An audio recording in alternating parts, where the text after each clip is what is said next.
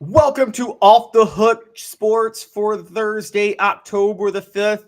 No sound effects today because there's no Dave Hooker. He is in Massachusetts visiting his son on a college trip, I guess you could call that. As I mentioned yesterday, UMass was the game. Caleb, I'm here with Caleb Jarreau, by the way, so it's the Caleb Show. As I mentioned yesterday, Caleb, I don't know if you watched the show, but UMass was the game that Tennessee won in 2017, right before Butch Jones lashed out at the media saying Shy Tuttle fell on a helmet, and that's how he had to get stitches. And then he said, "What do we want out of our media?" So it's going to be Caleb Jarreau and Caleb Calhoun doing the show for you today. We got a lot to get to. Josh Heupel spoke with the media yesterday, talked about some injury news. We're going to kind of break down specific players he was referring to. On top of that, should Tennessee use a specific return specialist on offense? That was a little slip of the tongue there. There is somebody named Tennessee Williams, obviously, very famous arts person in American history.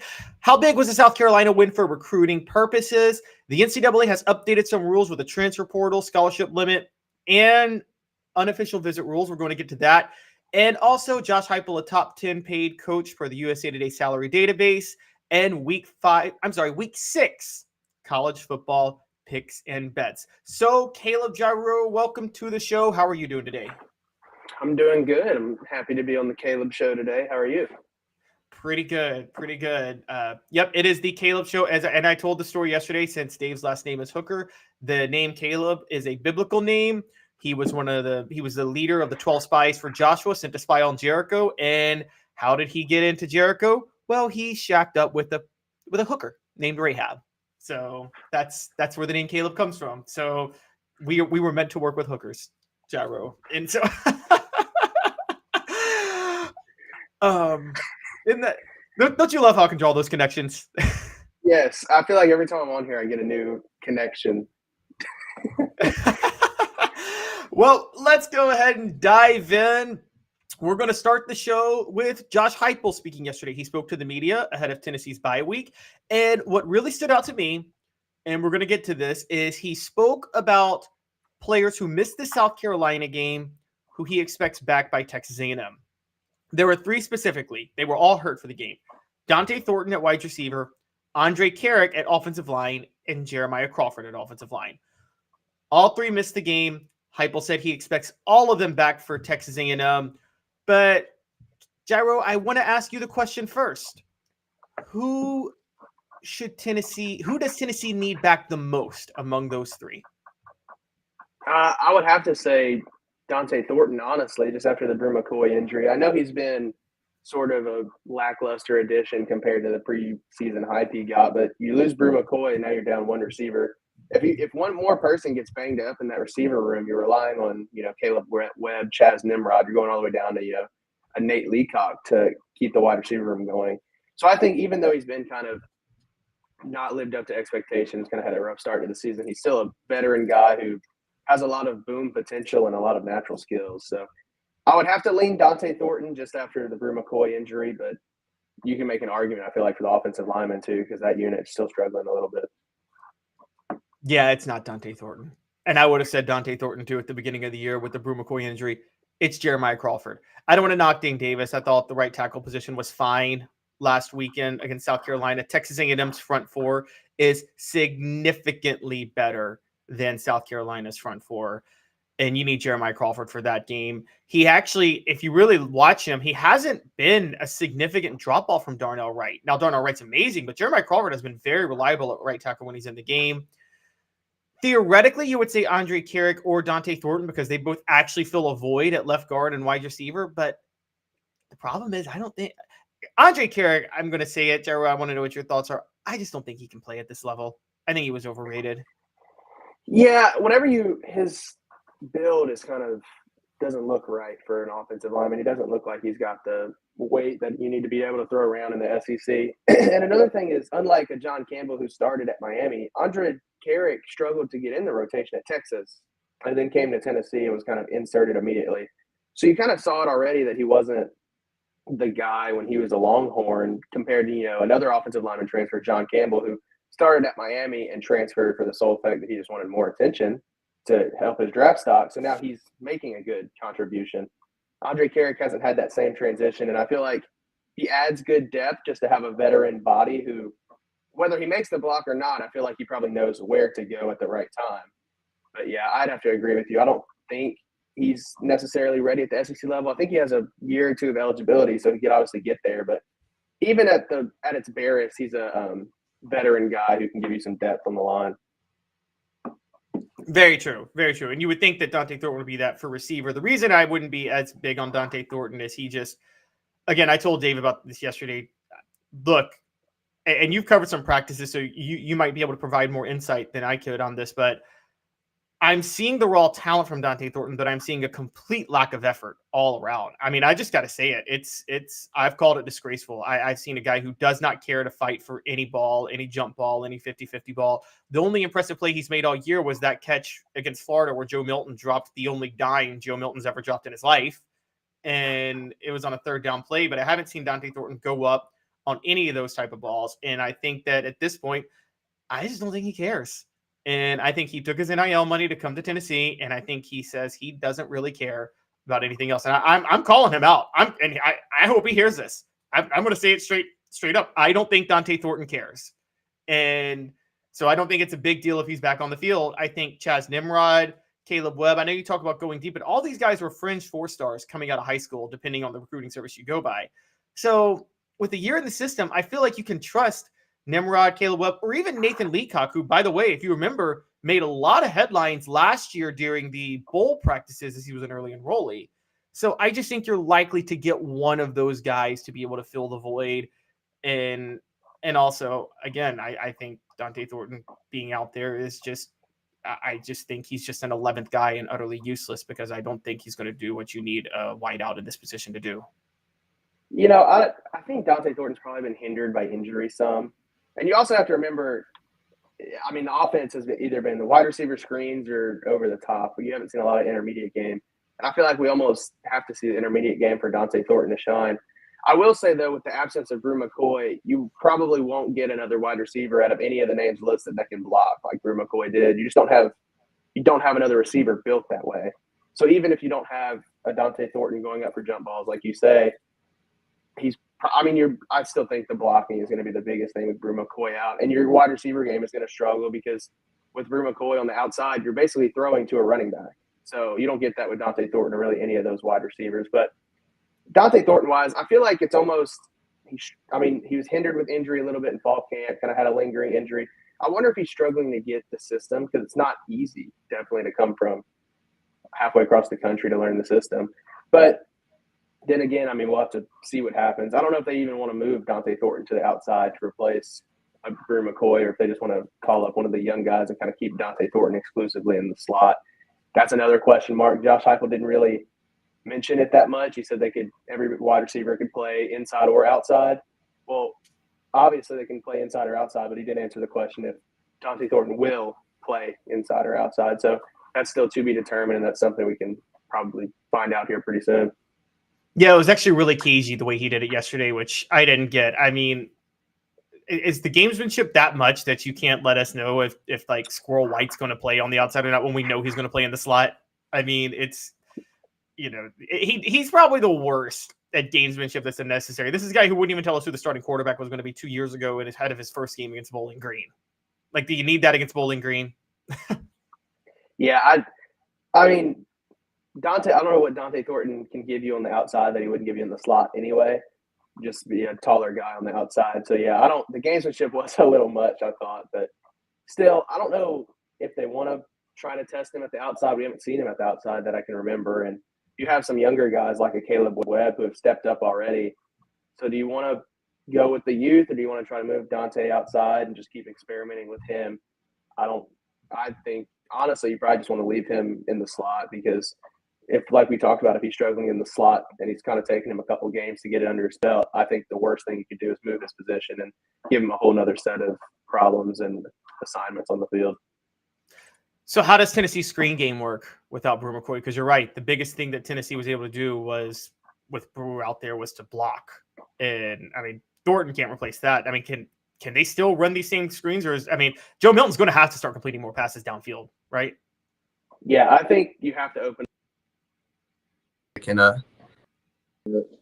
don't see how you can do anything else besides the intermediate game, because the only way the screens work is you hit a guy like Squirrel White on the outside, and then you have Brew McCoy take off the first cornerback. Well, Squirrel White can get 5, 6, 7 yards with the speed easily, plus more if he can battle. Well, it takes that away. You don't have to respect it as much. Brew McCoy, we saw his blocks on Joe Milton's 70, 81-yard run or whatever it was to start the game. That's going to be the biggest place they miss Brew McCoy. I don't think you have a replacement. I think you're going to have to open up the slants, the posts over the middle of the field and try to get something working there and hope that Joe Milton can complete it, because your screen passes are going to go from the 10, 11 yards they were going for to 7, 8. I guess you have to open up the middle of the field. Yeah, that's going to happen, and Joe Milton's going to have to improve his touch on the ball on those slants and things like that over the middle of the field. So I would say that, yeah, that's going to have to be the case. And the message board is bringing it up. Ragged Top Tom says they're going to have to start calling downfield throws now, no more 12 to 15 screens a game. And then this is going to show why Joe Milton may be a liability or maybe not. We don't know. We'll see. I mean, I get why people think he will be on this. D comes in and, okay, D's trying to play the Heupel is smarter than me. I'll never understand his ways. It's why he makes $9 million. We're going to talk about Heupel's salary a little bit later in the show. But D also says Dante can't hold on to anything more than 10 yards. That's an interesting one. And Travis Case, this is an interesting point. Could they switch it up to the tight end screens? I floated to Dave lining up Jacob Warren like in the wideout spot a couple of times a game.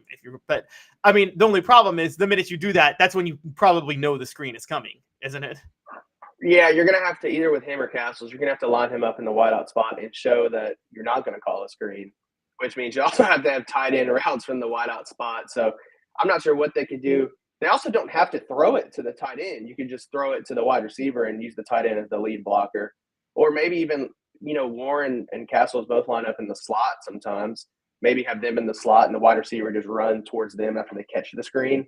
I mean, there's a lot of things you can do with it there, but you're right. As soon as they see a tight end split out wide, because they do to the slot some, so you kind of expect that. But as soon as you see a tight end split out wide, you know something's up and they're running a screen. It's not very hard to tell. So you're going to have something to mix it up and keep defenses off balance.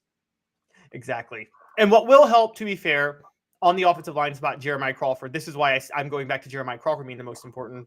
Jeremiah Crawford back in at right tackle, he'll be able to, spread out and get some of those outside blocks too on certain screens when the pass is thrown. So I think now he can't block downfield, obviously, but as you and I know, college football has been very, very loose with the downfield blocking rules over the past 5 years, I could say, and Heupel's taking advantage of that. So somebody like Jeremiah Crawford could really cash in on that. Yeah, the whole downfield blocking thing is just, I mean, if you call it once, you have to call it every time, but then they only call it on 3rd down and 10 whenever it's needed. I don't blame Heupel for taking advantage of it, because I do the same thing if they're not going to call it. Yep. Portions of the program are brought to you by Andy Mason Real Estate. For the best prices and service and real estate in Knoxville, there's just one place, andymasonrealestate.com. Andy and his partners have been in the real estate business for a combined 40 years. They know how the market works and how to save you thousands of tens of thousands of dollars. Andy Mason at andymasonrealestate.com. Moving on, not a total change from what we were just talking about, but there was a little bit of news for those who are interested about D. Williams, Tennessee's return specialist, who also technically is a defensive back. D. Williams posted an Instagram story a couple of days ago, I think it was yesterday, of him next to Squirrel White and said, "Almost time, ? Most of Vol Nation is reading into that maybe D. Williams is going to see some action on offense. So with Brew McCoy hurt, I don't think he's obviously not the physical presence. He's not a blocker, like you said. He's not going to win one-on-one battles at wideout, but he's very shifty with the ball in his hands. Jarreau, should Tennessee consider D. Williams on offense? I don't see why not. I mean, he can only help you. Like you said, I don't think with Brew McCoy going out, you're not splitting Squirrel White or D. Williams outside to replace Brew McCoy. So I don't think it would be in replacement of Brew McCoy or anything like that. But I think if you have packages for D. Williams like jet sweeps or maybe line him up in the slot sometimes, give Squirrel a break. I don't see why not. It makes it even more important now that Dante was hurt. Squirrel had to play every snap, which I know they don't like to sub on offense, but still you want to get those guys a break sometimes so they're fresh near the end of the game. So if D understands the offense enough, which I'm not sure if he does, he could at least give Squirrel a break in the slot sometimes. He's a playmaker. I think if you just put the ball in his hands, he'll get some yards. We see it on the returns that always happen to get called back for holds, but he's able to make something happen. I'm with you, and I think you do alternate D and Squirrel White in the slot because you're right. They don't like to sub. They don't like to sub on a drive, but they like to sub every other drive. They like to put different players in for every other drive, and then you play the whole drive. That's how they keep you fresh in this offense. And the opposite of Spurrier, you probably don't know this, but in the 90s, Spurrier had about 3 games where he alternated quarterbacks every play. He would bring in a separate quarterback, call the play for the quarterback, and bring him in. It was just the craziest thing. It helped. He upset Florida State doing that in 97, but he lost to Tennessee doing that in 98. I think that I am with you that I think you could alternate D. Williams and Squirrel White. And also playing the slot receiver specifically that's one of the positions where it's kind of easy to pick up this offense because you're just running go routes half the time anyway. Let's be honest. I mean, it's not what you're doing. Yeah, I think if you put D out there and just tell him don't jump off sides, I think you're don't false start. I think you're good because there's only certain things he would have to do. You just know if it's run or pass, and then like you said, run his go route or run left or right. I think it definitely wouldn't hurt.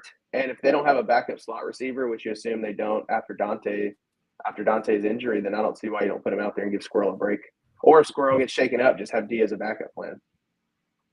Yeah, that's where I'm at too with you. I mean, it's at least he's a backup, but then you could alternate them. I mean, look, this could be, to go back to our last segment, this could be, if they do this, it could be an indictment against Dante Thornton. Forget his health. It could be they just think D. Williams would be more reliable in the slot than Dante Thornton at this point, which that's crazy to think about. But am I taking a big leap on that?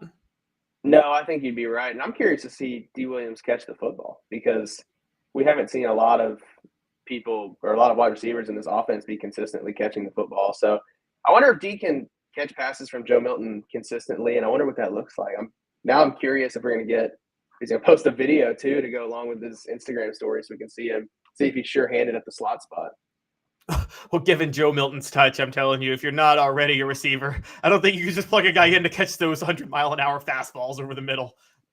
No, he'll probably end up with a broken finger if he's not careful. But I am – people talk about how confusing the offense is, and D. Williams obviously worked out with the defensive back. So I'm curious to see what he looks like and what he can do in the offense if he's given the opportunity. Like you said, I don't think they like to sub during drives, but obviously penalties, timeouts happen. I wonder if he can kind of sub in and give them something to do there. Yeah, I think that would be a good move. I think again, like you talked about, at the very least, a change of pace. Bring him in for a jet sweep. All of a sudden, you have the defense on his heels for anything else. So then you bring him in a few more times. He's a decoy. I said the same thing with Joe Milton a couple of weeks ago. I had insisted for a while he needs to run more, and then he runs for 181-yard touchdown. Totally changes the UTEP defense. Totally changes the South Carolina defensive game plan against Tennessee. And all you needed was that one run by Milton, and then everybody's got to change up a little bit of what they do. And that helps him overcome his inability to make accurate passes over the middle a lot of times. So I think that if Joe Milton can't run next week still because he's got that brace on his leg, bring in D. Williams for a play or two. That's a total change of pace. And then all of a sudden, defense is consistently on its heels every single time he's in the game. Now, do you think that D. Williams is more fit? Now, let's put this out there because he's technically listed as a defensive back, but he's not really playing defensive back. He's only playing return specialist at this point. Do you think it's possible that D. Williams is more fit for an offensive player than a defensive player? I mean, you always see the defensive backs returning the ball like a Tyrann Mathieu, but I think if he's a playmaker on kickoffs and punts when you put the ball in his hands, and I don't see why you wouldn't want to do that on offense. The first thing I thought of when I saw the thing you sent me was, is he conditioned enough to play in that offense?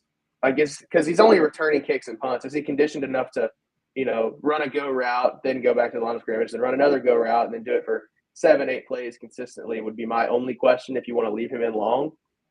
But I think, honestly, just put the ball in his hands and let him make a play, which is probably what they tell him at defensive back, too, is just play the ball. And he's probably a ball hawk in the defense as well.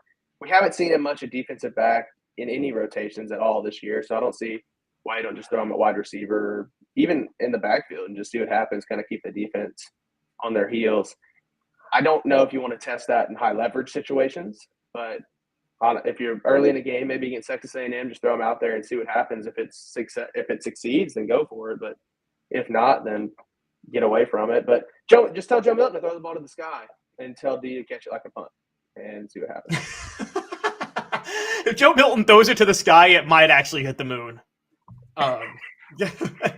D. Williams will be somewhere in the end zone, hopefully calling a fair catch on the pass. So yeah, exactly. I mean, I think you have nothing.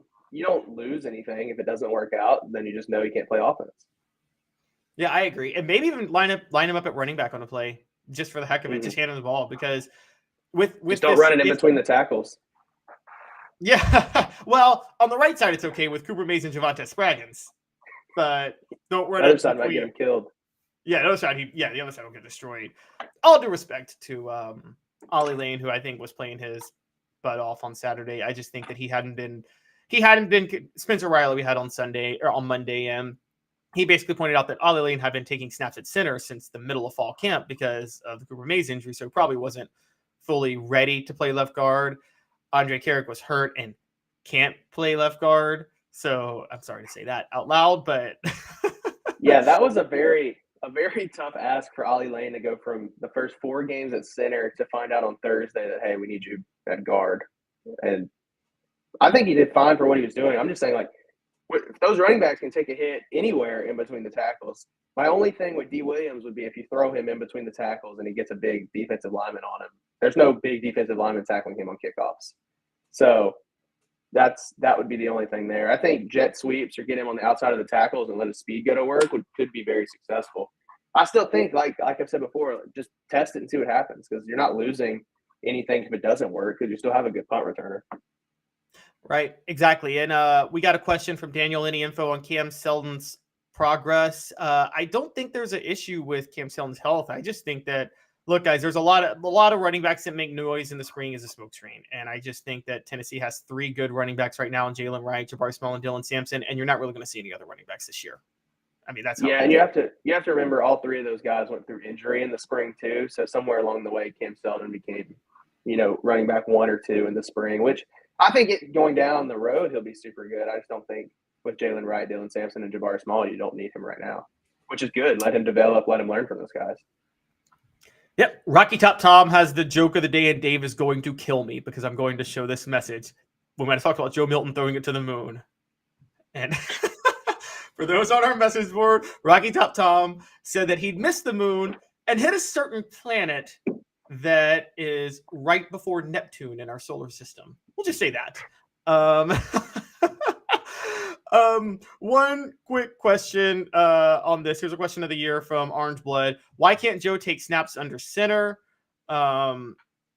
Wave something, do victory formation from the shotgun in our own end zone. Taking snaps under center is harder than you guys think when you practice in an offense like this and you're always in the shotgun. It's not easy. It's actually easier to get into shotgun after practicing under center all the time than it is to get under center after practicing in the shotgun all the time. It's actually a lot more complicated under center. And I just don't. They had Hooker do it a few times last year. The one time I saw them do it this year was on a 4th and 1, and they got stopped on the 4th and 1 because John Campbell whiffed on a block against Virginia. I haven't seen them do it otherwise. We're not going to see a lot of Joe Milton under center this year, even on short yardage plays, are we, Jarreau? Probably not. I don't like the shotgun on 4th and 1, 3rd and 1, or on the goal line. I think you should be able. And now with Cooper Mays back, I wonder if we'll see it a little more. Calhoun, I wonder if they were worried with, you already have a new center and you throw in another wrinkle like going under center. I wonder if that's maybe why they didn't do it as much. I would like to see, Joe Milton, with Cooper Mays pushing Joe Milton just QB sneak if they're ever on the 1 yard line. He's massive. I don't see why that wouldn't work. So I would like to see it more on short yardage situations. I don't think we will see it more on short yardage situations. We'll probably just see a wide receiver screen. Yep, I agree. When we come back, we're going to talk a little bit of recruiting news. Tennessee had a lot of visits in the stands last week against South Carolina. How big of a deal was that for them? And also some NCAA rules that might affect a lot of teams on the recruiting trail. We're going to talk about that. Stick with us. We'll be right back. 2 minutes.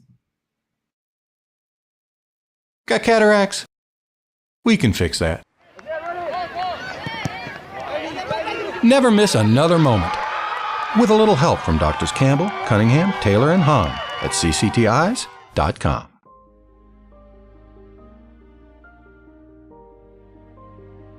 Our family has been creating one-of-a-kind pieces of jewelry in West Knoxville since 1986.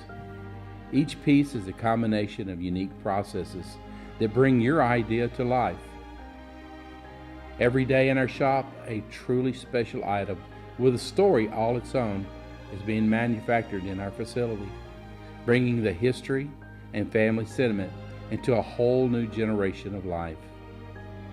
We're grateful that you chose us to be Knoxville's best jeweler, a title that we value and respect. Because to me, being a jeweler and owning a jewelry store are not the same thing. I'm Rick Terry, I'm a jeweler, and we want to be your jeweler.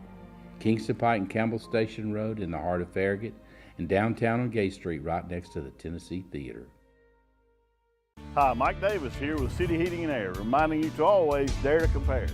Our team provides quality local heating and air service, installation, and maintenance across East Tennessee. We use only the best equipment like American Standard heating and air conditioning for your residential, new construction, or commercial needs. Honesty, dependability, and customer satisfaction have been the cornerstones of our business since 1961. City Heat and Air. Dare to compare. These mountains hold and defend a spirit far better than moonshine. A drink that holds flavor that becomes necessity. A hard cider made and relished by folk who are as hearty as they are legend. A refreshment that can only be found in one place. With a taste that makes you say, give me 3 bottles of the good stuff. Tennessee Cider Company, where necessity can be found. Welcome back to Off the Hook Sports. It's the Caleb Show again today with Dave Hooker out. Guys, please hit that like and subscribe button and turn your notifications on. We crossed a milestone yesterday, 3,000 subscribers. An incredible, incredible accomplishment that we consider for ourselves, given the fact that we started this thing, we're talking 16 months ago. So we're very, very proud of that. Please tell a friend. We are doing something really, really special here. We're having a lot of fun with it. And again, please hit the like, subscribe, turn notifications on. You don't want to miss it. This is the best place for college football coverage. I'm just going to tell you that right now. We are the most objective people in the world. There's not a close second. And so we're objective, we're entertaining, we're fair, and we love all of you guys. So I want to move on to a little bit of recruiting news, and I've got our resident recruiting expert here in Jarreau. And so last week, Tennessee had a lot of people on hand, a lot of prospects on hand for the South Carolina game. Those prospects got to witness the dark mode uniforms, Neyland Stadium at night, which was so wild that Spencer Rattler thought Tennessee treated it like a Super Bowl because he wasn't used to loud night games, not realizing Neyland Stadium is always loud like that when you're playing an SEC team at home, and that's semi-competitive. And then they got to see Tennessee win. Jarreau, I want to get to some prospects specifically if we can, but before that, how big of a deal do you think just the win itself in that setting was for Tennessee in recruiting? Yeah, I think when you're going to bring recruits out and have a big weekend, that you need to win the football game. And I feel like they won every facet of the game. And especially for the big recruits, like you ran the ball well, you got wide receivers involved, you had a pick six, good defense. I think every prospect there was probably watching their position group. And I feel like every position group played good on Saturday night to impress the prospects and beat South Carolina with the dark mode uniforms on, with the environment like it was. I feel like you checked every box, and we see schools all the time bring out, a ton of recruits for these games, and then they end up losing the game, and the recruits are kind of left wondering why they even went to watch that team play. You didn't have that on Saturday night. You had Tennessee win, and I feel like they checked every box. The environment was on top. I mean, the team played well. It's everything you can ask for a big recruiting weekend, and I figure that they'll probably have some success down the road from it. Yeah, and it's one thing and you're right, they had to win this game because the long-term stability of the program was at stake, and that matters to recruits as much as anything. It's one thing if it's 2021, Heupel's first year, and all of this hype is happening, and you lose a game then, like the Ole Miss game that year that they lost at home. It's one thing if you lose that because it's the first year for Tennessee. It's not really a red flag for program stability long-term. So all you really need to sell at that point is the excitement of the fan base. And you can tell the recruits, yeah, we lost this game, but you're going to be a part of taking it to the next level. It's harder to sell that your third year. So you actually have to win. And particularly winning against South Carolina, which is a crucial recruiting battleground state for Tennessee. I talked about this after Tennessee beat Clemson in the Orange Bowl. Tennessee relied heavily on South Carolina when they were in their heyday. I mean, all four of their starters on their defensive line in 98 came from the state. They need to cash in on Clemson declining as a program, and they need to make sure they need to make it very clear South Carolina is not on their level. And it's even though last year happened, I do think Saturday night, don't you, Jarreau, gave a vibe that they let recruits know we are a step above South Carolina in every way. Yeah, I would feel that way. And I feel like also it kind of helps drive the narrative that last year's game against South Carolina in that dominant season was truly a fluke where they didn't play as well. Like they lost that game in every aspect just because just about everything that went wrong could. So I think that even adds some credibility to players who saw the game last year and thought, wow, South Carolina is the place to be. That now you beat South Carolina, and South Carolina's 3 losses now, I'm pretty sure. You got Georgia. They lost that opener in North Carolina, which was a big recruiting weekend as well. So you're just establishing yourself better than South Carolina in every aspect now. And like you said, there's a lot of battles even for prospects not in South Carolina, just prospects considering South Carolina, that Tennessee can now say, hey, why would you go over there? We just beat them on our home field and you were there watching it. Yeah, and last year, Cam Pringle, Mazio Bennett, they're at Tennessee if the South Carolina game doesn't happen. It's just that simple. Moving on to prospects this week, let's talk a little bit about some, Jarreau. How did some of these prospects react to going to that game on last Saturday? Because Tennessee had a lot of players in the stands, didn't they? Yeah, I think overall it was good. I think the biggest one for Tennessee probably was Daniel Hill. He's a 4-star running back, listed as an athlete, but he's going to be a running back that was visiting Tennessee. This staff really wants another running back to pair with Peyton Lewis, and now they've kind of tabbed Daniel Hill, as that guy, 6'1", 220. South Carolina was probably his top school coming into Saturday, and he took his official visit this weekend where Tennessee beat the brakes off of South Carolina at Neyland Stadium. So that's probably going to sway him a little bit. He took an official visit to South Carolina as well. So we'll probably not see his decision until later in the year, but I feel like Tennessee is in a very good standing with him after that game. Got to see the environment. Just everything about that Saturday went well for Tennessee in that aspect. And then your second, he's from Meridian, Mississippi. So he's another guy, Daniel Hill, where you're not competing for a prospect that's in South Carolina, but it's somebody who's considering both schools from an outside place. Your second official visitor was Cam Michael. He's the number 8 athlete in the country, number 139 prospect. He's another guy that they wanted to get on campus for an official visit and kind of try to sway him with that environment. And I feel like they probably did that. He's officially visiting Texas A&M this weekend, so I'm sure he'll be watching when A&M comes to Knoxville next weekend as well. Those are the 2 official visitors, which I feel like are probably the biggest ones. Calhoun. You also had 5-star offensive tackle Jordan Seaton in the stands. He canceled his visit to Oklahoma to be in Knoxville this past weekend. That was a pretty big visit. You see the offensive line depth that's needed after this season. And a lot of that starts with guys. They need to get guys who can come in and play immediately, not guys that need a year or 2 to develop. I feel like Jordan Seaton can be one of those guys that can come in and make an impact. Yeah, and Jordan Seaton, for those who are interested, actually he's originally from Washington, D.C., but he's going to IMG Academy in Bradenton, Florida right now. Josh Heupel, given his success at UCF, has some connections down there, which should be really, really helpful. And you bring up Cam Michael. He's from Statesboro, Georgia, which this is why the South Carolina game was so big. Statesboro. That's not Atlanta area, guys. That's closer to Savannah. It's almost on the South Carolina border where he's from. So if there was any school outside of Georgia that had a pipeline for him, it would be South Carolina or maybe Clemson. Those schools may actually have a bigger pipeline than Georgia did. So it was big for Cam Michael to be in the stands to witness that game. Daniel Hill Meridian, Mississippi is on the Alabama border.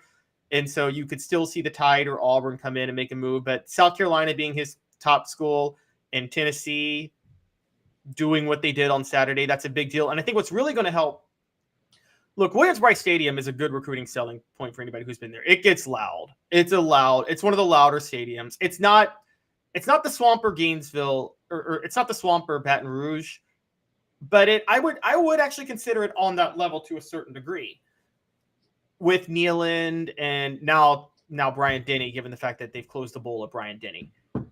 But if South Carolina's 2-3 and they're not going anywhere, do you know when his next visit is?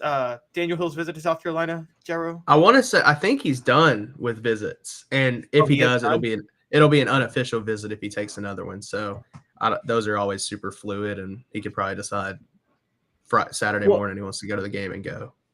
Well, if Tennessee made an impact on him, did he visit South Carolina for the Mississippi State game? Do you know? He took his official to South Carolina in the summer. So Tennessee will be one of his only game visits. Okay, so he might take he would probably, if Tennessee altered his opinion, then my guess is he would take an unofficial visit just to be sure. The good news for Tennessee is that if South Carolina starts stumbling, let's be honest, I don't care if it's Tennessee or LSU or Florida, it's going to be the same with South Carolina, that there's going to be apathy that sets in with the crowd, and it's not going to be the same rocking stadium when he visits, right?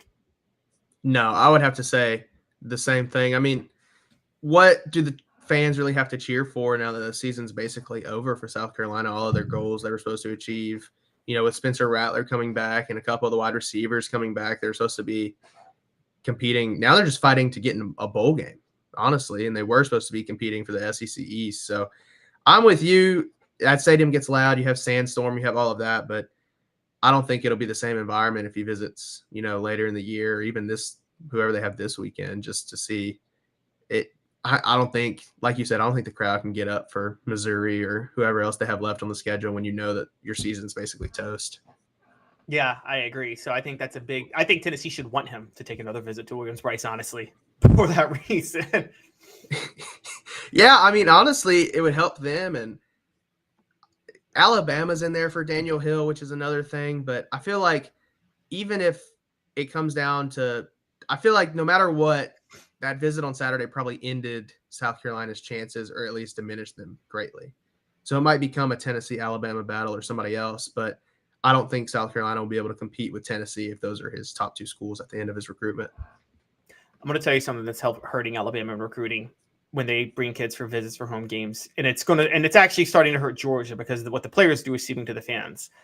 When you win that much, apathy sets in to a point to where for like your standard SEC game, like a night game against South Carolina, your fans just aren't that loud because they expect to win that game 57-0. And it's almost like they start treating college football regular seasons like the NBA regular season, which is, it's just a game to get better, yada, yada, yada, move on to the next one.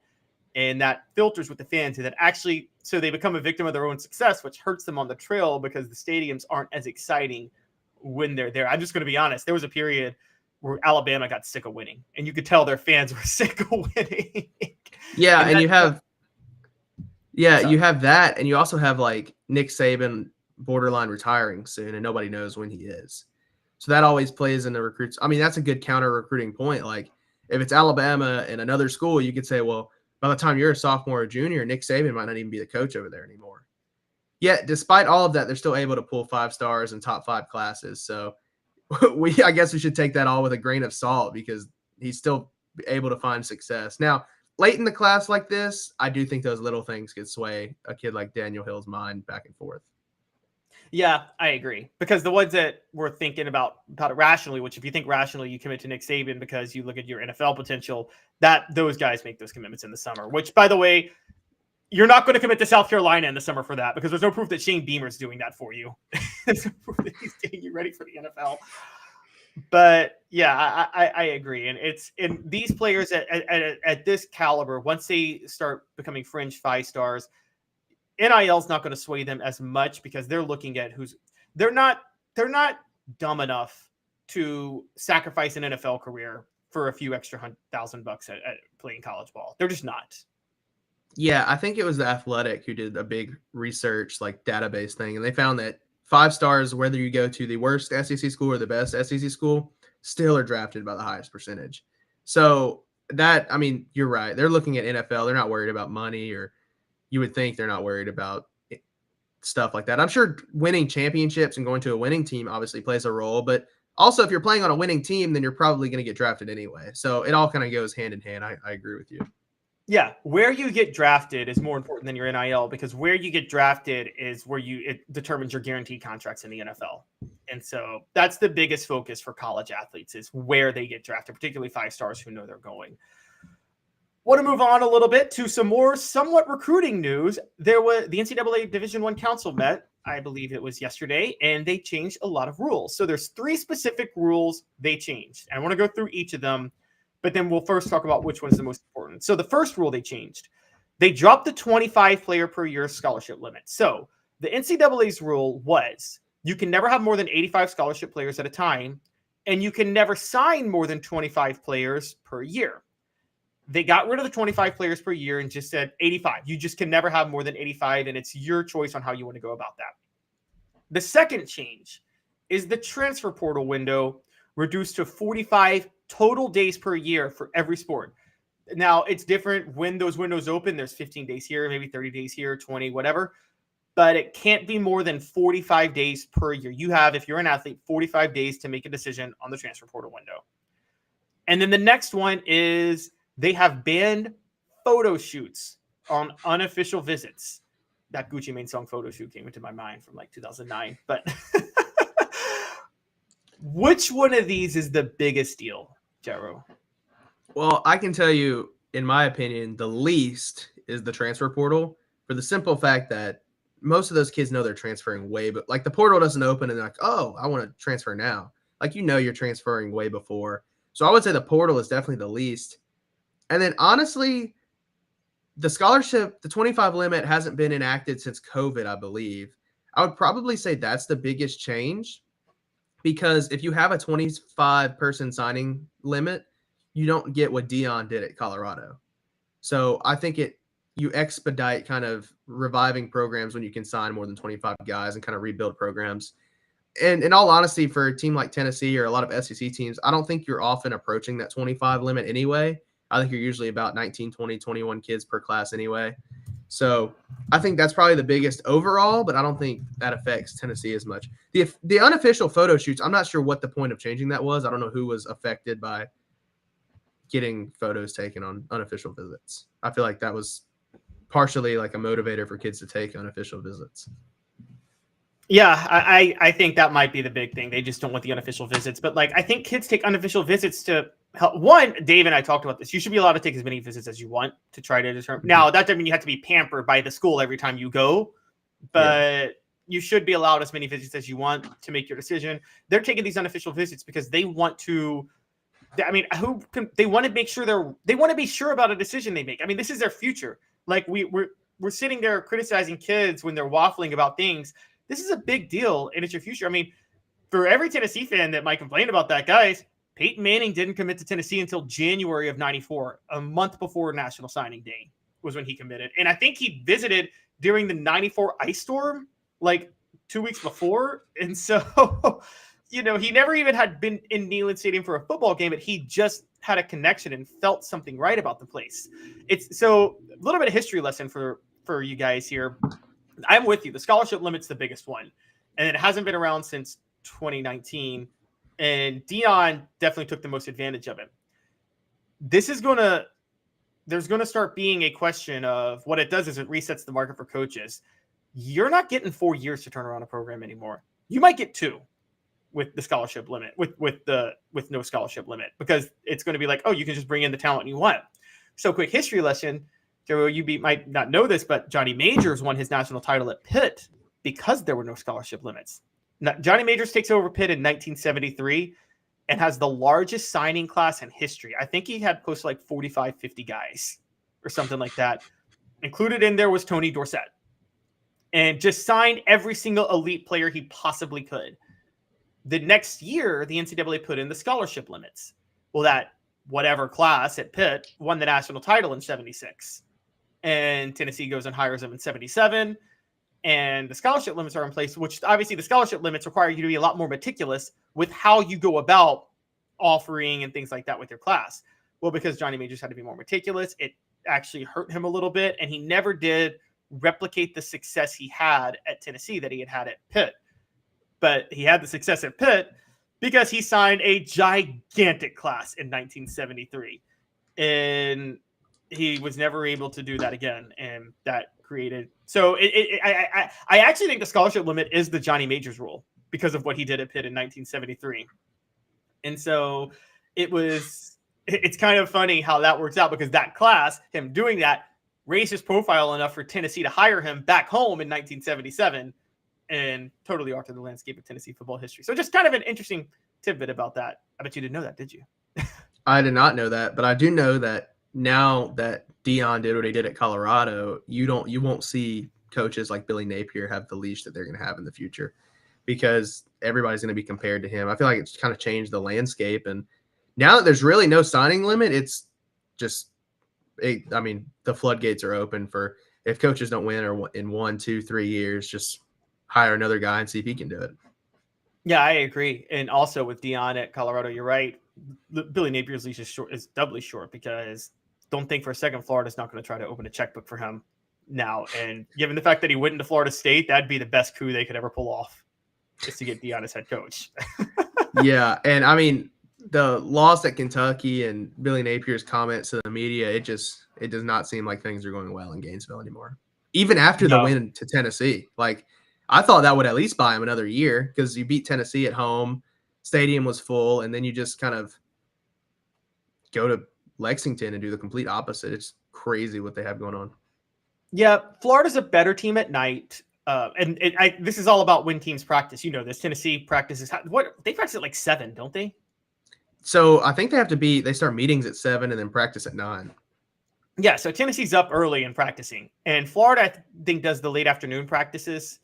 And so when you play a noon game at Kentucky, who also practices in the morning, that's going to favor them. But when you play a home game against Tennessee at night, that's going to favor you. On top of that, Tennessee's banged up with Cooper Mays. The swamp is imposing. Florida put everything they had into that game because they knew that, like, Billy Napier's career was hinging on that game.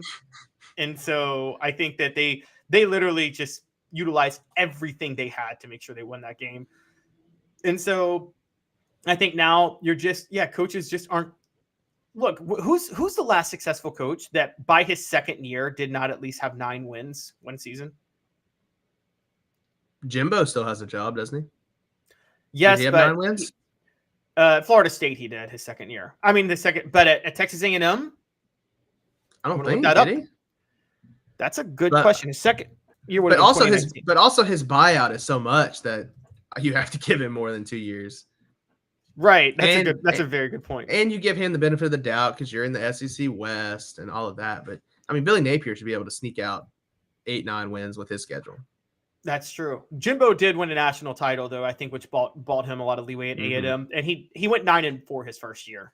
And so that helped. This is another Johnny Majors story. Yeah, Johnny Majors was 4-7 his first year, 5-5-1 his next year, 7-5, and then 5-6. And everybody was wanting him fired, but he had bought so much leeway for winning the national title at Pitt and being a Tennessee guy that a lot of people let him.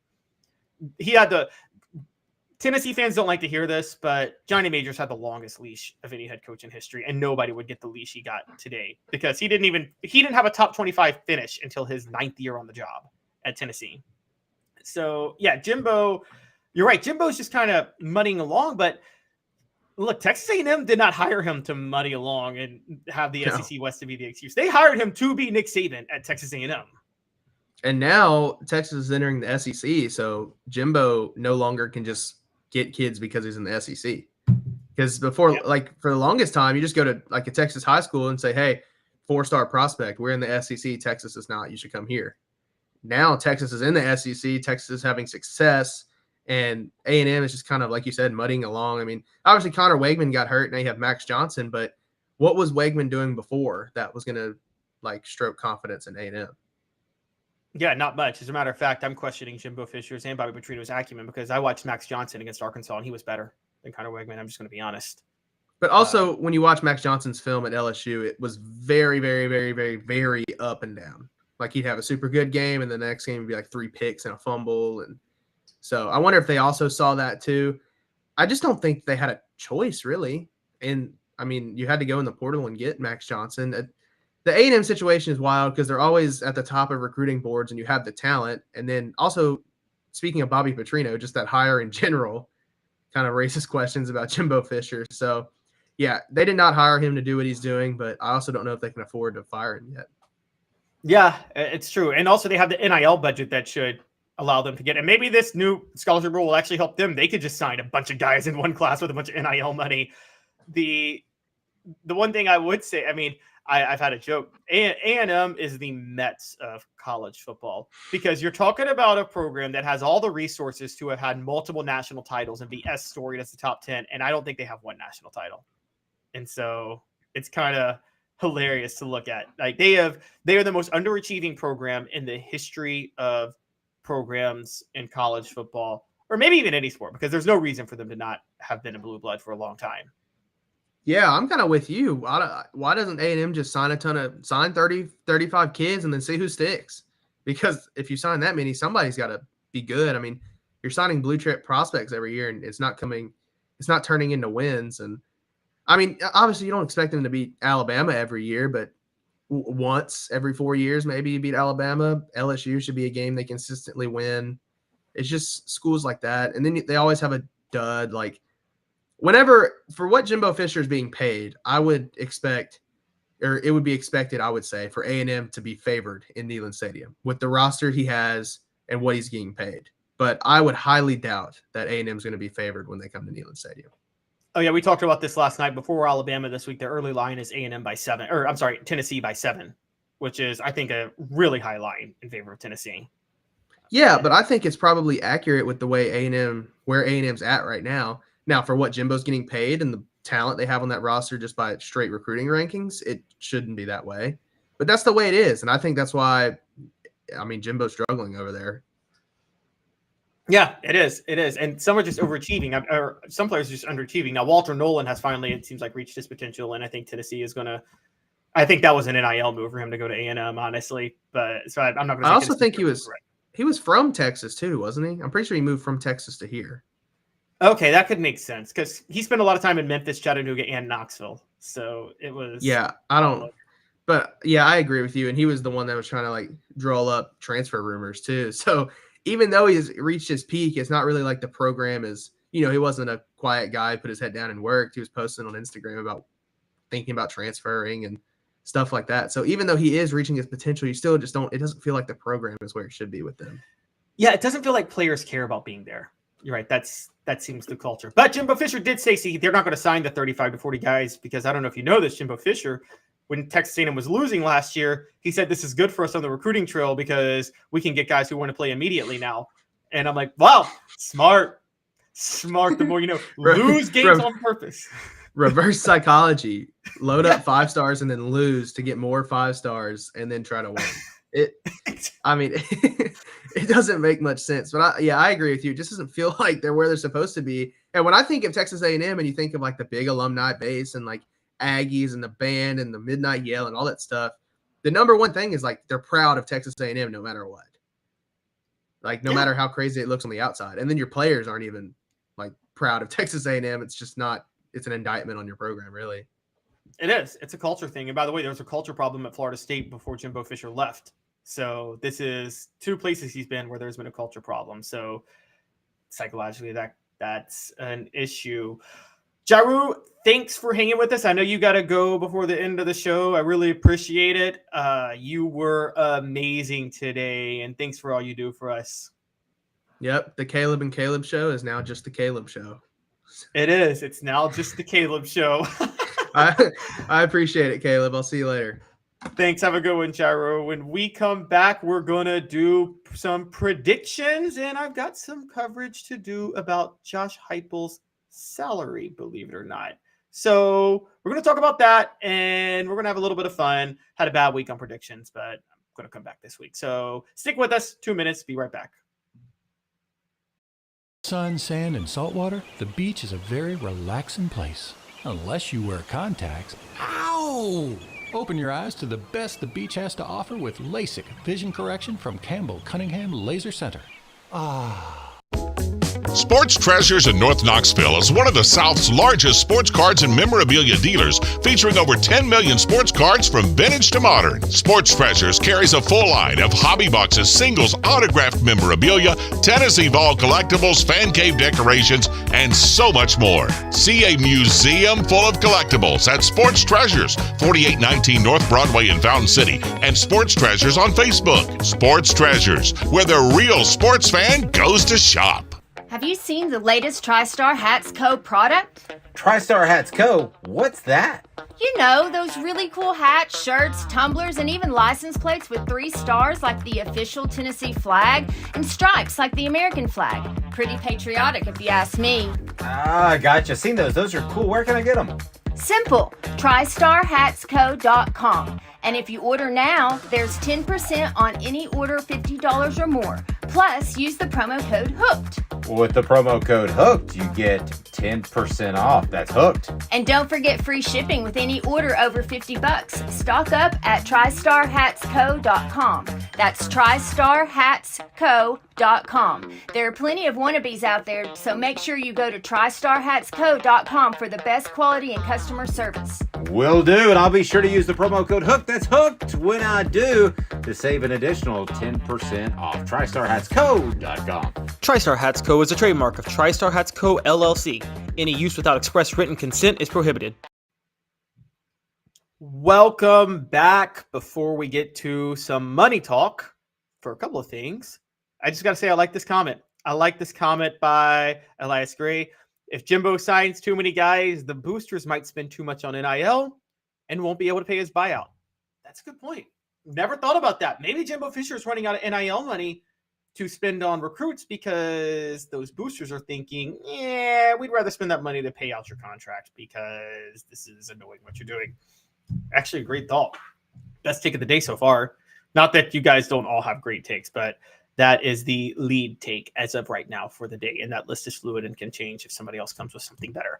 So let's move on. We've got some news about coach salaries. Speaking of money, because oh my gosh, that was the perfect transition. I didn't even think about that when I said it, but USA Today's salary database came out for head coaches, college football head coach salaries, all 100, I believe 20 of them that are at Division I schools that aren't private schools. So the private schools, their salaries aren't out. They don't have to put those out. So number one is obviously Nick Saban at $11,407,000 with a maximum bonus of $1.1 million. Dabo Swinney is number two, $10,884,775.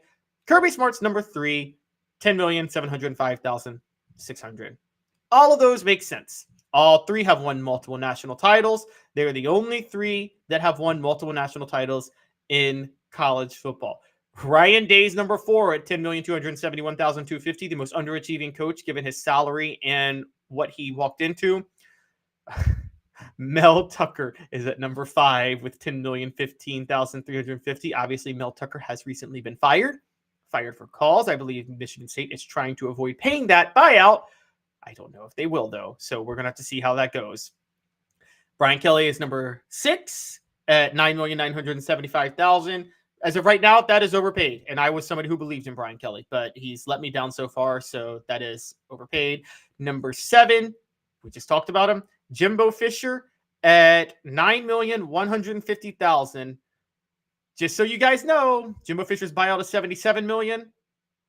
Right, Kirby Smart's is now $92,625,000. So Kirby Smart has a higher buyout. However, Kirby Smart has earned it, and Jimbo Fisher has the second highest buyout. Rounding out the top 10, number 8 is Mark Stoops at Kentucky. $9 million, $13,600, $51 million buyout. I'm going to be honest with you guys. I actually believe Mark Stoops' number should be higher.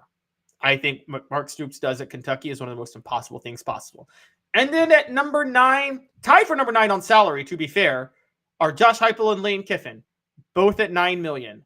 Now, the difference is the maximum bonus, Josh Heupel's is $1.7 million, Lane Kiffin's is $2.6 million. But the school buyout, Josh Heupel's is $46,500,000. So Josh Heupel, number 9, Lane Kiffin, number 10. The question becomes, does Josh Heupel deserve to be a top 10 paid coach? Now, before you guys sit there and say, obviously, because of what he did in 2022, there are coaches on this list that are below him that I'm going to name who have accomplished more than him to this point. Now, I'm not going to debate with Lane Kiffin, but James Franklin at Penn State's at 11, $8.5 million. Whatever you think about him, he has won a Big Ten title and coached in the Rose Bowl. Jim Harbaugh at Michigan is at 12, $8,254,600. Has won 2 Big Ten titles, gone to 2 college football playoffs. Heupel still hasn't won a Power 5 conference title, nor has he coached in the playoff. Luke Fickell at Wisconsin, $7.6 million.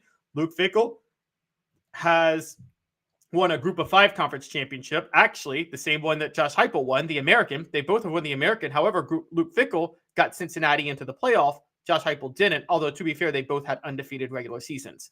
So at a Power 5 level, you could say Josh Heupel's accomplished more. Mike Gundy at Oklahoma State, $7.6 million. Mike Gundy has won the Big 12, was a fluke Friday night loss in 2011 away from coaching in the national title game. So, does Josh Heupel to this point deserve more than a James Franklin, Jim Harbaugh, or Mike Gundy, or even Luke Fickell? I'm going to say Luke Fickell, yes. But James Franklin, Jim Harbaugh, Mike Gundy. Should any of those coaches be making more than Josh Heupel? I'm going to say Jim Harbaugh and James Franklin should. Based on the school they're at, which is a power institution, the fact that they have a conference championship, and the fact that Jim Harbaugh has gone to multiple college football playoffs. At the very least, Jim Harbaugh should be ahead of Josh Heupel. He should. As of right now, Jim Harbaugh should. That doesn't mean Josh Heupel. If you ask me who I'd take as a head coach tomorrow, I would take Josh Heupel, but I think Jim Harbaugh has proven more. I think Jim Harbaugh should be paid higher. Now, at the same time, there are people Josh Heupel should be higher paid than. One of those is Ryan Day. Ryan Day inherited a program from Urban Meyer and hasn't taken it to any level. I know he's gone to multiple college football playoffs and he won the Big Ten a couple of times, but he shouldn't be number 4 on this list. He's actually underachieved given where Ohio State was before he took over.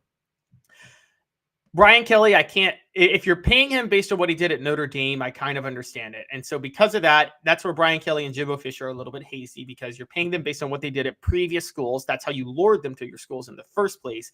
Jimbo Fisher has a national title. Brian Kelly took Notre Dame to the national title game. And I don't care what you guys think about Notre Dame as a blue blood football program. Notre Dame is not a national title contending football program. It's not. It's not 1989. It's impossible nowadays to have that level of success at Notre Dame. There are too many other variables. So I could make the argument that Brian Kelly and Jimbo Fisher both deserve to be ahead of Heupel, but I could also make the argument that Heupel deserves to be ahead of Kelly and Fisher. Mark Stoops, I told you Mark Stoops maybe should be the highest paid coach in college football right now. There's what you can do at a place and what you're doing, and Mark Stoops has gone way above what is possible at a place. The same might actually be true of Dabo Swinney because he's gone above what I thought was possible at Clemson. Nick Saban to at Alabama just because I thought any dynasty like that was impossible to a certain degree. But Josh Heupel at 9. Does he belong at 9? That's the question. There's a few people that are bringing some good points up. I'm going to start with you, Travis. Every one of them are way overpaid. Gotta say I disagree. I know that's the concept that people say all the time. These coaches are overpaid. They're public employees, whatever. But I can just tell you right now, Nick Saban is worth every penny. And he's brought in way more than he's getting paid. I say the same thing with professional athletes. You may not like the money they're making. They're generating way more. So if you believe in markets and you believe in capitalism, Michael Jordan was worth every penny he was making in the 90s in the NBA. Michael Jordan was underpaid in the 90s when he was playing until his last 2 years. LeBron James, I wouldn't say LeBron is underpaid because he wasn't stuck on a $4 million contract the way Michael was in the mid-90s.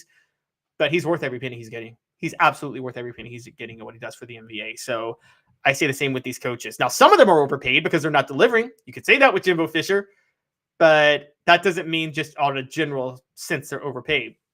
Great question here from Rocky Top Tom, which is, would Stoops have a title if he was at a different school, even just half a step up on the football tier like Ole Miss instead of Kentucky? That's a great question. I don't know if he could have it at Ole Miss. Ole Miss is a harder place to win at than people realize. Lane Kiffin wants out of there. I love Oxford. Oxford's an amazing place, but it's a hard place to win for a few reasons. I know they had some history in the 60s. I'm just going to say this, and I know this from the inner workings of the school and the history. When the SEC integrated in the late 1960s, 1970s, Ole Miss had a bit of a notorious hostility to it. I'll just say that. And that's hurt the school's reputation for 30 to 40 years and made it really, really, really hard to recruit at Ole Miss high-profile athletes on a national scale. I don't know if Ole Miss, if Mississippi State or Ole Miss were kicked out of the SEC, like if Mississippi State was kicked out, then yeah, Ole Miss could win a national title because the football talent at Mississippi State is absolutely incredible. Now, and I do think Mark Stoops would actually have Ole Miss as a top 10 program, top 5 program year in and year out. Okay, right up time you bring A&M. Yes, if Mark Stoops is at Texas A&M, I think Mark Stoops has a national title by now. If they hired Mark Stoops instead of Jimbo Fisher in 2018, Mark Stoops would have had a national title by now, easily. A&M, Florida State, quite a few places, by the way. I think Mark Stoops would have won a national title at. I think he's an incredible coach. He's a great defensive coach, and he also has always been able to evolve offensively, and he hires the right coordinators. I think Mark Stoops is one of the greatest coaches out there. So it's just that simple. Vols Time says you should be paid more if you coach in the SEC. There's something to that. And also, G. Smith, 4-year sample size to make a fair assessment. Okay. All right. I could go with that too. And as Elias says, for people who says coaches are overpaid, Tennessee fans were screaming in the 2010s, pay a coach the money. I mean, pay a coach and the money will come. Yes, one of Tennessee's problems was they were cheap when they were hiring coaches. They also had a very, very, very, very, very poor businessman who was their top booster in Jimmy Haslam, who, as we found out later, his company was $4 billion in debt. So maybe he didn't have the money to pay coaches the way Tennessee thought he did. And maybe that was the issue. But yes, Travis says if Kentucky played in the ACC, Stoops would play for a title almost every year. Now, that's a thing to say because people bring that up with Clemson. But look, Clemson recruits better than Kentucky. It's in a better location for recruiting. And also, when you go to Kentucky, you know you're going to be second fiddle to basketball. That doesn't help with recruits. So even though Clemson's in the ACC, they do recruit better than Kentucky. I don't think Kentucky could replicate what Clemson did in the ACC. I don't. And if you question that, I mean, Mark Stoops has coached at Kentucky over a period of 10 years where for a while the SEC East, not the SEC, but the SEC East was bad. Now, while the SEC as a whole was a tougher conference, you guys have to remember there has been periods where the East was, I mean, the Big Ten East was tougher than the SEC East. You could actually make that argument this year. And so it's not like Stoops hasn't had a clearer path to winning the division. I mean, Missouri won the division, the second and third year in the league. So there are times when the East was down. I just don't think it's possible to do what you want to do at Kentucky. But I get y'all's points. And so you're right. And Elias is right. Kentucky is right there with Arkansas for one of the worst states in the SEC for talent. It is. And one thing Arkansas has that Kentucky doesn't is Arkansas can at least go into Texas and get some talent. Texas A&M joining the SEC, we kind of underrated how much that hurt Arkansas because Arkansas had a decent, credible program before that because they could go into Texas and sell being in the SEC and out-recruit Texas A&M, Texas, and Oklahoma. Now with all three of those schools in the SEC, Arkansas is just in big, big, big trouble as a program long-term. So I think we're all pretty high on Mark Stoops. I'm with you guys. I think Mark Stoops has maxed out what's possible at Kentucky, just like Bear Bryant maxed out what was possible at Kentucky in the 40s and the 50s. Josh Heupel's probably where he needs to be, but I do think it's clear cut that Jim Harbaugh should be making more than Josh Heupel right now. And that's my only pushback on where he needs to be with his salary. As far as maximum bonus, you guys are going to love this.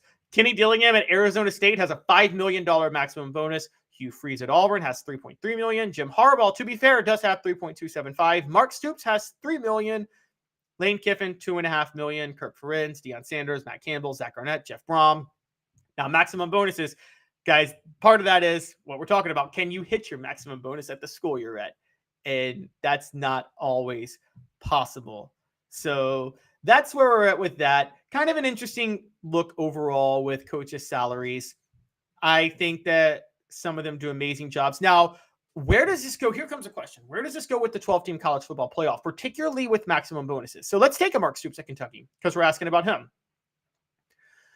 Mark Stoops, if I were wanting a bigger challenge, I would go somewhere else to try to coach for a national championship in this system. But with the college football playoff expanding to 12 teams, Stoops has a pretty good gig at Kentucky. He ain't getting fired. He's beloved as a coach. He's got too much credibility as the football coach there. And you might be able to sneak Kentucky in to the 12-team college football playoff. Now, I'm looking back at Stoops' track record as a Kentucky head coach to this point, and probably the only year that he would have had a debate to get into the 12-team playoff would have been the 2018 season. They were number 15 at the time, so they may have just been out of it. Had they not lost to Texas A&M in overtime, though, they actually would have been in it, even though they did get blown out by Tennessee that year. They always get blown out by Tennessee. And then in 2021, also went 10-3. Again, if he missed the college football playoff, it would have been because he was upset by Tennessee when he never should have been. But that's Tennessee always finds ways to upset Kentucky. So, but undefeated this year, a 12-team college football playoff, you might see Stoops staying at Tennessee. And so I think it's a big deal. I think it's going to alter what coaches do in the future because they will realize there's less pressure and they can still compete and reach the goal of competing for the national title with the 12-team playoff. It's actually going to limit to a degree the coaching carousel. You might not see Brian Kelly bolting Notre Dame for LSU if there's a 12-team playoff. I mean, that's the honest truth. Those type of bolts may not happen as much with the 12-team playoff. So that's going to be interesting to see where that all goes. All right. It's time for some picks. Week 6 college football picks and bets. They are brought to you by Zen Sports. Zen Sports is the new sportsbook in Tennessee, revolutionizing the way you earn sports betting rewards. That means no more deposit bonuses that turn into deposit nightmares. On Zen Sports, what you see is what you get. And with their cash rewards program, you get a lot of cash. For a welcome bonus, earn an unlimited 5% cash back on your betting volume, for your first 15 days when you sign up with the code HOOKED. That's right, unlimited 5% cash back. Keep betting and keep earning with up to 3% cash back on your betting volume every month after that. And refer friends to earn a percentage of their betting volume as cash rewards too. Zen Sports is bringing the cash back to Tennessee. So if you bet big on sports, you want to be betting on Zen Sports. Zen Sports betting just got better. Must be 21 or over to gamble and in the state of Tennessee to do so. So moving on to picks, I would like to point out that I did not do too well last week. Last week, I was 0-3 on picks of the week, and I was 9-14 overall. Now, I own when I screw up like that, and I did. However, Caleb's Casino is still 61-48 on the year and 9-8 on bets of the week. So both crossed the 52% threshold. So if you followed me, you're still making money. And I will. Travis, you're saying I cost you 10 G's last week with the Arkansas Texas A&M game. I am not responsible for your bets.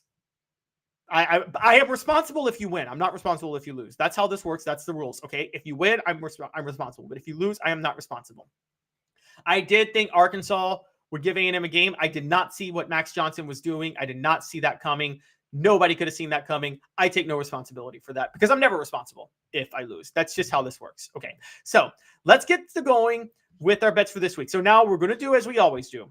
We're going to do every game with an SEC team, every game with 2 top 25 teams, and I'll do the 3 best lines of the week, regardless of top 25 or SEC or anything.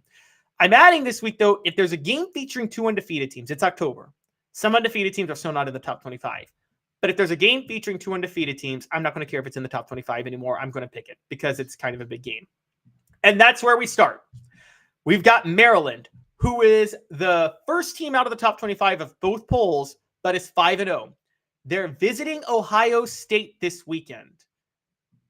Ohio State's coming off a bye. They should easily win. They're favored by 20. I'm taking Maryland plus 20. And the reason I'm taking Maryland plus 20 is because Ohio State is a more defensive-oriented team this year. Maryland does have a solid pass rush at times. Kyle McCord is not C.J. Stroud. He's a statue in the pocket. And because they won't be able to score at will like they usually do, and because Maryland has a quarterback who can air it out in Talia Tagovailoa, to his brother, who is the best quarterback in the Big Ten by far, and one of the best quarterbacks in the draft for next year, I think Maryland's going to be able to keep this close. I do. And so I say take Maryland plus 20, even at Ohio State when Ohio State is coming off a bye. Also take the under 57 because Ohio State just hasn't been scoring much. All right, next one. Red River Shootout. It's back, baby. Early 2000s college football is back. Texas and Oklahoma are undefeated. This is what we love, okay? We've been waiting for this, and it's right before they both join the SEC next year. We might have the Red River Shootout with both undefeated. We might have Florida State, Miami with both teams undefeated. Man, early 2000s college football is back, and that was the best. I want Bubba Sparks back on College Game Day because of that. Texas is favored by 6.5 against Oklahoma in Dallas. Take Texas. Y'all ready for this? Texas is going to blow out Oklahoma. They're going to destroy them. Oklahoma has not beaten one team of caliber this year. Texas was tested at Alabama. They won convincingly. And then they blew out Kansas. This line is way too low. Texas is significantly better. I don't trust Brent Venables as a head coach. And I've said that for a while. They're going to be exposed here. Texas wins running away. But they win with defense. And OU won't score enough. So go under again, under 60.5 for Texas and Oklahoma. I'm seeing something like 38-7. Yeah, I'm going there. 38-7. All right, LSU at Missouri. LSU has been letting me down. They have failed. They are awful on the spread this year. And Missouri is undefeated. And they're riding high. And LSU may have quit on the season. This is the toughest line to pick of the week. I say stay away from it. I'm picking LSU to cover. I'm going LSU 5.5. Missouri is the most fraudulent undefeated team in college football. Eli Drinkwitz makes way too many mistakes on the field as a coach. I still trust Brian Kelly as a head coach overall, despite the 3-2 start. LSU so much better talent-wise. I think they're going to cover. I think people are overreacting to last week's game. LSU also still has elite talent on defense, despite what happened against Ole Miss last week and against Missouri. That'll show. So hit the under on this.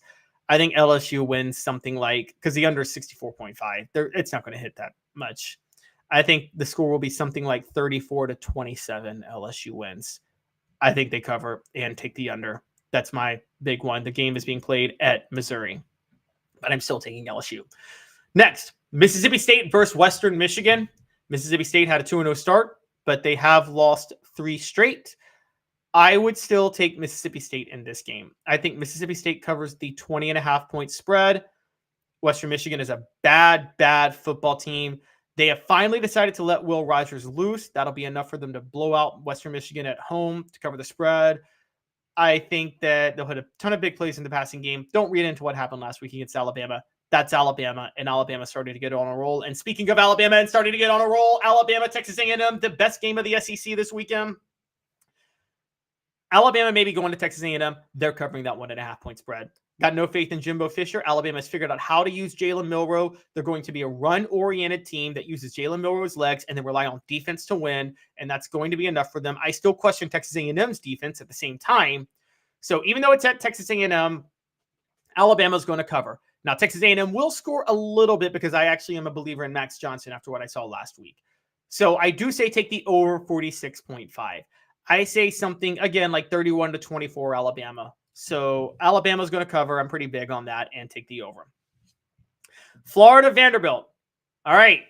Here's an interesting one. Florida 18.5 favorites with Vanderbilt at home. over under set at 52. Has Florida quit on the season? They lost to Vanderbilt last year. Maybe.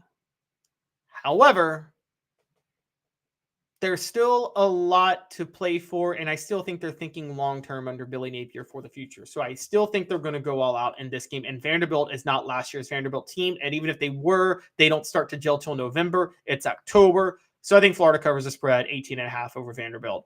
And so Vanderbilt's just bad. With the game at Florida, I think Florida covers, and given how bad Vandy's defense has been, I think Florida, even with their putrid offense, should hit the over in this game. So Florida covers, and the game hits the over. All right. Battle of unbeatens, baby. Let's go. Georgia, Kentucky. Georgia's favored by 15 at home. Georgia's going to cover. This philosophy that Georgia has some issues because they struggled to beat Auburn on the road when Auburn has Hugh Freeze as head coach. That's a rivalry game, and Auburn is clearly a good team this year, is ridiculous. Okay? This is the biggest overreaction. Georgia's going to take it personal. They're going to refocus for Kentucky, and they're going to beat the brakes off Kentucky. A few things on this. Brock Bowers is finally getting fully healthy. That's why they're using him more. Ladd McConkey is also becoming their top go-to receiver. He should be ready to go. They are in perfect shape to absolutely demolish Kentucky. And this has nothing to do with my respect or lack thereof of Kentucky. I actually think Kentucky's a very good team. But this is going to be one of those games where Georgia, they don't play down to the competition. They play the competition and they win. They're ready to send a message. I got Georgia winning in a blowout, and I've got the over 48 because I think Georgia's actually going to score a little bit. I've been betting against Georgia all year. I've made a lot of money fading Georgia and fading Mike Bobo and fading Carson Beck. Not going to do it this weekend. I think it comes together for them at least one weekend because I think they'll be laser focused on this one. So I think Georgia wins. I'm talking 41-21, something like that. All right, we got a semi-ACC showdown with Notre Dame, an ACC affiliate. Notre Dame at Louisville. 2 top 25 teams, and Louisville is one of those undefeated basketball teams. Notre Dame is favored by 6.5, over under set at 54. Just last week, Notre Dame knocked off one of the undefeated basketball schools in Duke, while Texas knocked off another one in Kansas. Notre Dame gets a chance to knock off a second straight undefeated basketball school in Louisville. Of course, I already talked about Maryland being a basketball school playing Ohio State. I think Notre Dame covers at Louisville. Look, Louisville needed a lot of help from the officials to beat a mediocre NC State team last week on a Friday night. This is not that good of a football team. They're not as good as their 5-0 record says. Notre Dame would have beaten Ohio State had they not rushed 3 on a 3rd and 17. I do question Notre Dame's coaching. I'll say that. In terms of a coaching mismatch, I have more faith in Jeff Brom than Marcus Freeman. I'll say that out loud. But at the same time, I don't think that's enough for me to say that Notre Dame doesn't win this one because I think that Notre Dame is just a significantly better football team at this point. So because of that, I've got Notre Dame covering the 6.5-point spread, and I got the under again. Notre Dame's been making every game ugly and about defense, so I got the under. Notre Dame wins this game. It could be another 21-14 game between Notre Dame and Louisville. And finally, Saturday night.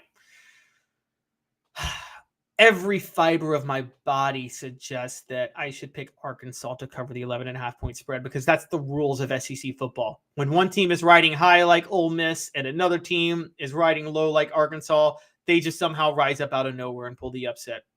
But it's at night. The game's in Oxford. I got Ole Miss covering the 11.5-point spread. Not comfortable with this pick, but I got them doing it. What I am comfortable with is the over. This game's hitting the over, guys. Over 63.5. KJ Jefferson, Jackson Dart. I want some points. Give me the points, baby. Give me the points. Give me all of them. 63.5. I love this. I love this. I'm thinking Ole Miss wins like 55-45. I'm sorry, 55-41. See, I'm barely talking myself into Ole Miss covering the 11.5-point spread now. So stay away from that if you can. But go all in on the over, baby. Go all in. I'm loving this. Ole Miss covers and the game hits the over. Let's see if we can set the over under at 100. Okay, so maybe I should go 56 to if Ole Miss covers and the game goes to 100, Ole Miss has to win something like 59-45. There we go. 59-45. Going for 100, baby. Let's hit it. Going for 100. All right. So now let's go for best bets of the week. First, Arizona State, Colorado. Well, yeah, Arizona State, Colorado. That's one I haven't mentioned. The over 59.5. Now, Arizona State has a horrendous offense. Colorado has a pretty questionable defense too. Meanwhile, Arizona State's defense is horrible. Colorado should score all over them without having to run the ball. So I think this might be Colorado's. I could see easily like a 45-17 type win for Colorado, at which point that hits the over 59.5. I think Shedeur Sanders is a better quarterback than Caleb Williams. He is a top 5 quarterback in college football right now, top 3 in my opinion. And so I'm extremely high on Colorado's offense throwing the ball in this game. I think that's going to be enough to torch Arizona State. So I'm all in on the over, baby. Give me Colorado on the over 59.5. And playing at home, Arizona State will score enough against a questionable Colorado defense to help this hit the over.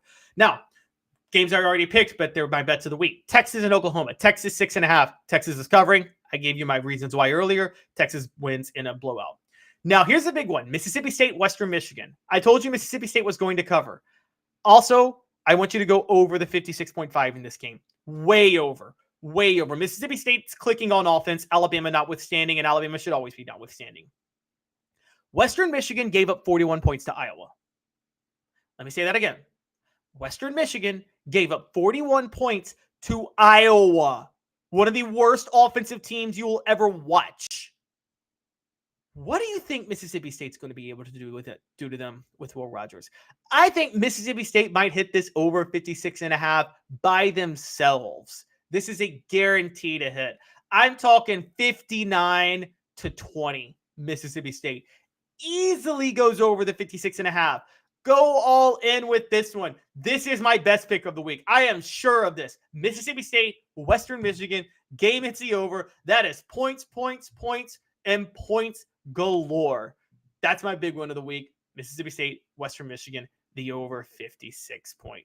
I want to send a special shout out to Caleb Jarreau, who was on the show for the first 2 blocks.